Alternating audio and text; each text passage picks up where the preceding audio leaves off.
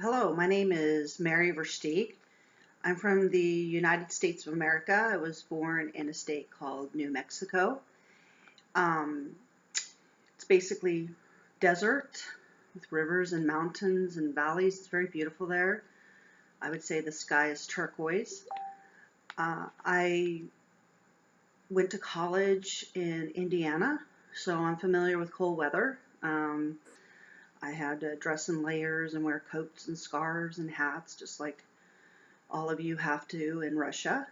So I know what to do. Boots too, with thick socks. Um, I graduated with a 3.8. I started out in pre-physical therapy, but I had my kids while I was in college, and it was just too much with the lab work. So I decided to go over to English, and I fell in love with it. I had an absolutely great time in the English department. I ended up making a 4.0 with my English courses.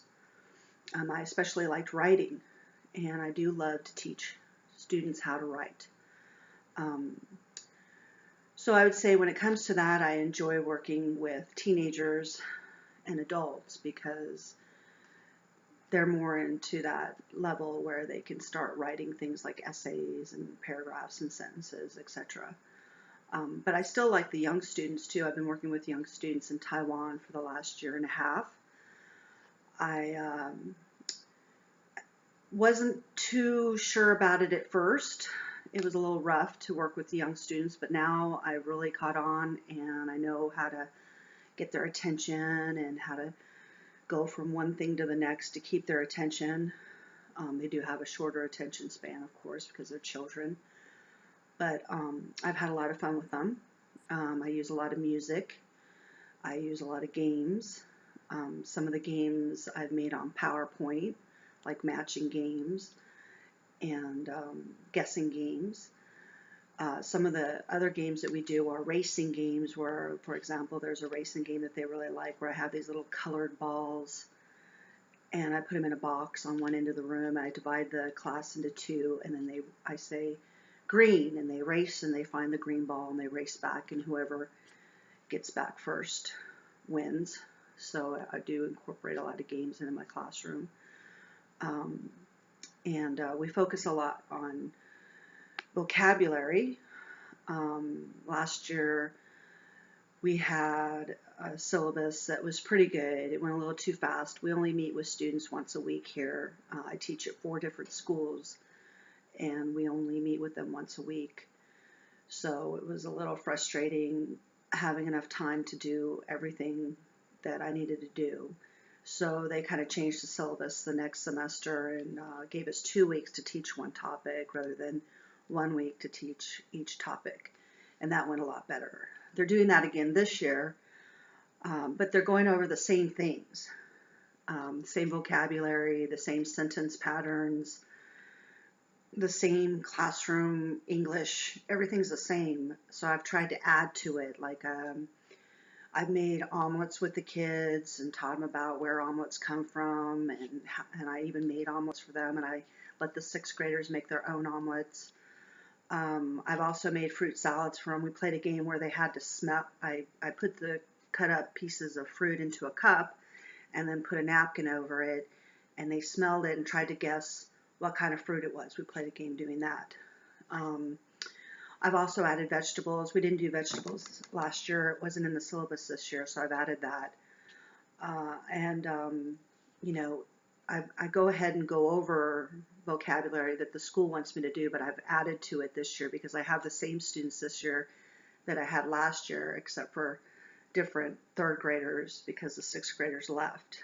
Um, so, I do try to challenge them because I think it does get a little boring to learn the same thing every year. The program that I'm in right now is for rural schools, so there's not a lot of money for it. So um, I guess that's why we can only meet with them once a week.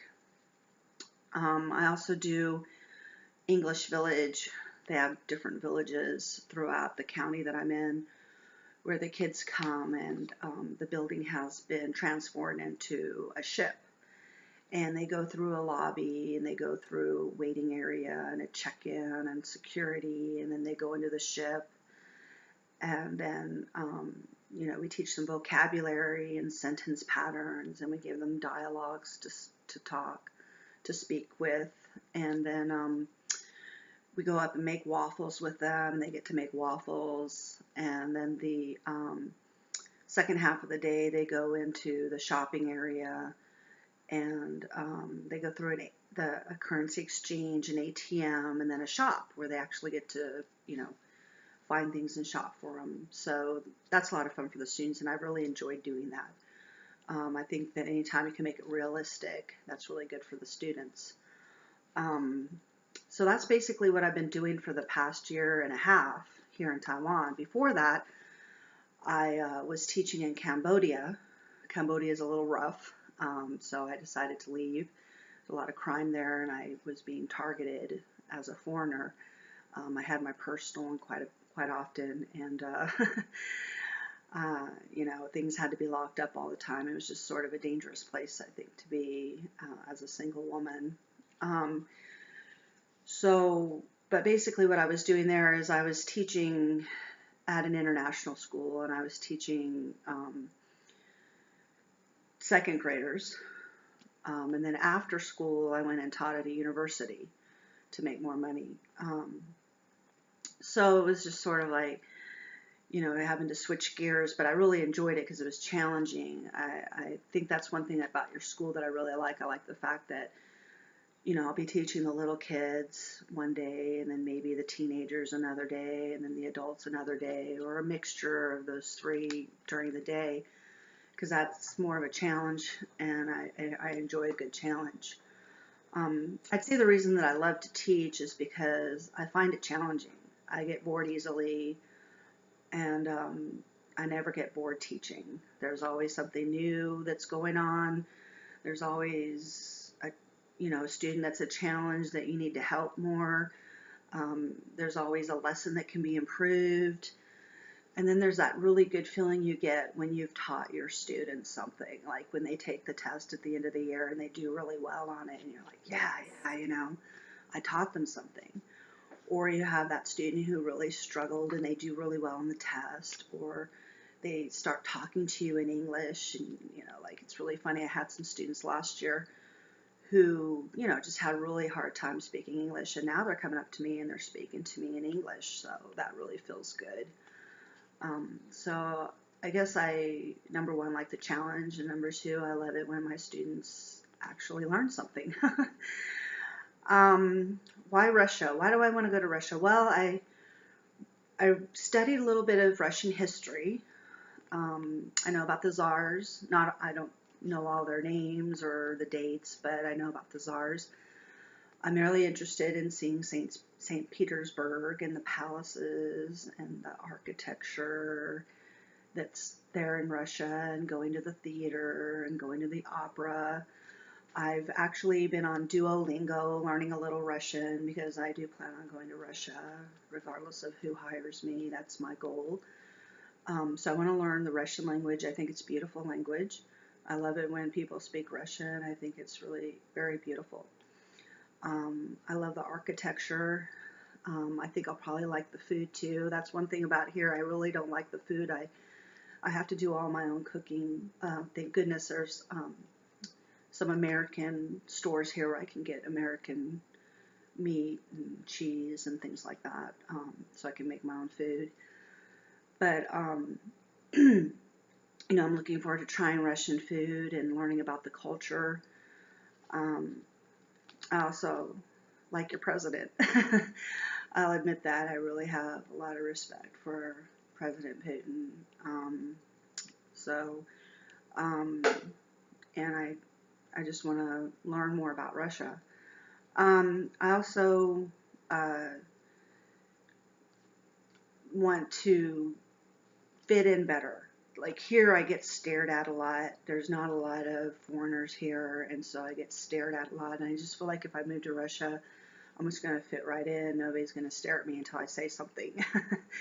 And then they'll be like, oh, well, that's a foreigner. But, you know, just walking down the street, I won't have people stopping and staring at me. People are very friendly here, and I have a lot of friends that I made, Taiwanese friends, but it sort of gets tiring to be stared at all the time. Um, and let's see, um, that's basically it that you asked me. If there's anything else, I like to be creative when I teach. And if you'll allow me to be creative and innovative, then we'll have a lot of fun together. But, you know, I don't mind teaching to a curriculum and having a book, but I like to do other things than just the book for my students and make it more interesting for them. So if you'll allow me to do that, that would be great. And you know, I'm pretty much a square. I don't drink. I don't do drugs. um, and I do writing. I do a lot of writing on the weekends. I'm working on a children's book right now. But you know, I guess I'm a nerd. But I do enjoy getting out, and I would like to go to the theater and go to the opera and go to the ballet. Um, I like to go hiking, so I'd like to do some hiking in the woods. And I've seen some pictures of Russia, and the forests look very beautiful. So I'd like to do some hiking there. And I'd like to learn some winter sports. That's one thing that I didn't learn when I was in Indiana. I didn't learn how to ski or do any winter sports, ice skate, anything like that. So I'd kind of like to learn how to do those things. So that's pretty much it.